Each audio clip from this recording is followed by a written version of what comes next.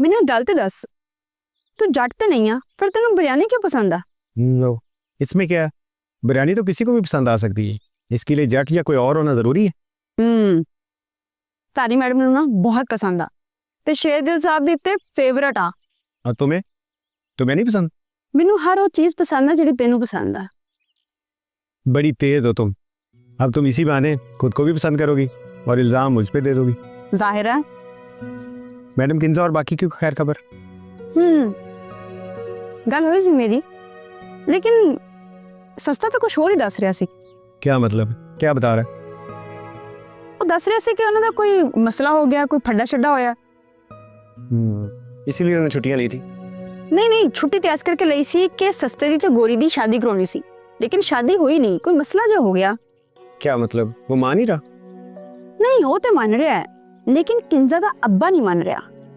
एक मिनट यार, तुम मेरे साथ कोई गेम खेल रही हो? मुझे खुल के बताओ। अच्छा तो सुन फिर।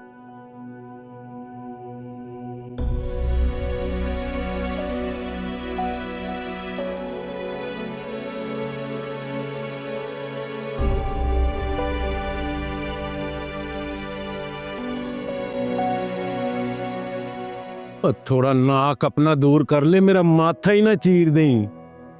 बाबूजी मैं आपको दबाता हूँ ना तो आपके वजन से सोफे की चीखें भी सुनाई देती हैं।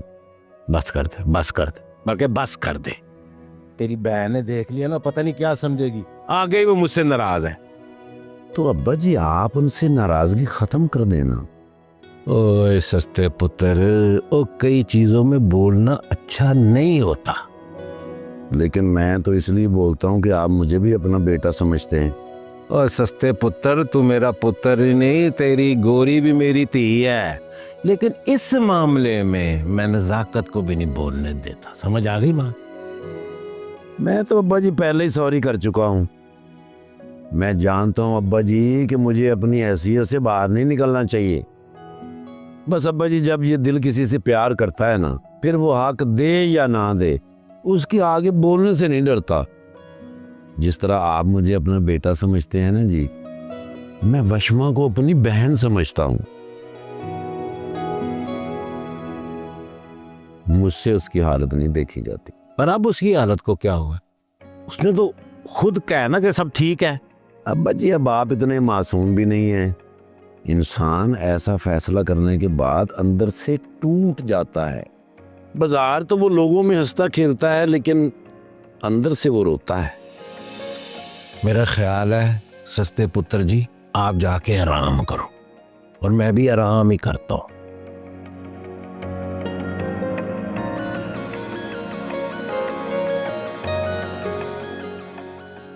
चल सस्ते, अब अगले मिशन पे। Done done चराडम।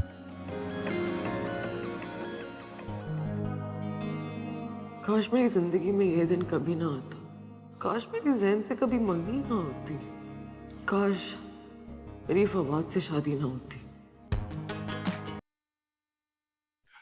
क्या हुआ तुम्हें?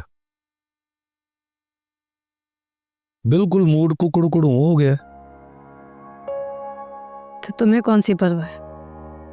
तुम्हें तो अपनी बहन की भी परवाह नहीं है। बेचारी किस अजियत से गुजर रही है, तुम्हें एहसास है?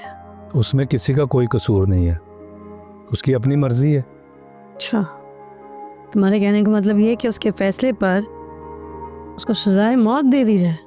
नहीं, बहन है वो मेरी। तुम यही तो कह रही हो, बहन है तुम्हारी, भाई हो तुम उसके, तुम उसका साथ देना चाहिए। अब्बा जी से बात करो, कहो उनको कि भले अहमद को अभी कबूल ना करें, मगर मजीद किसी और से रिश्ते की बात तय ना करें। अभी मसले ज्यादा बढ़ जाएंगे। अब्बा जी बिल्कुल नहीं मानेंगे। तुम मनाओ ना, मैंने कब कहा है वो मानेंगे? तुम मनाओ, तुम्हारा काम है मनाना। तुम भाई हो वशमा के, तुम्हारा फर्ज बनता है। किंजा, क्यों मुझे शहीद करवाना चाहती हो? मैं अपनी वर्दी के फर्ज में शहीद होना चाहता हूँ, अब्बा जी के हाथों नहीं।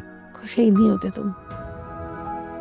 और ये भी ना फर्जी है, जैसे वर्दी का फर्ज है, ये भी एक फर्ज है तुम्हारे लिए।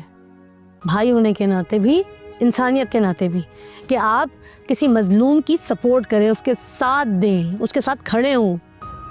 अच्छा ठीक है, कोशिश करूँगा। कोशिश नहीं करनी है, बात करनी है अब्बा जी से।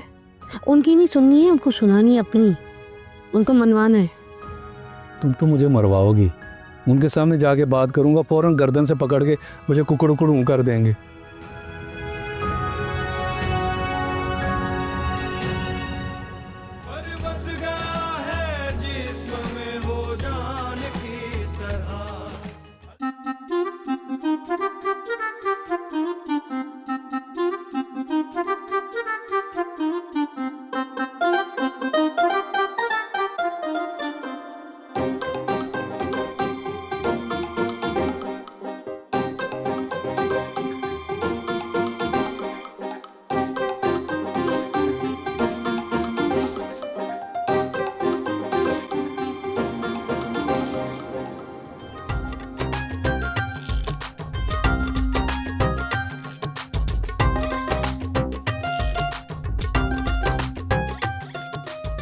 ये आप क्या पढ़ पढ़ के फूक रही हैं?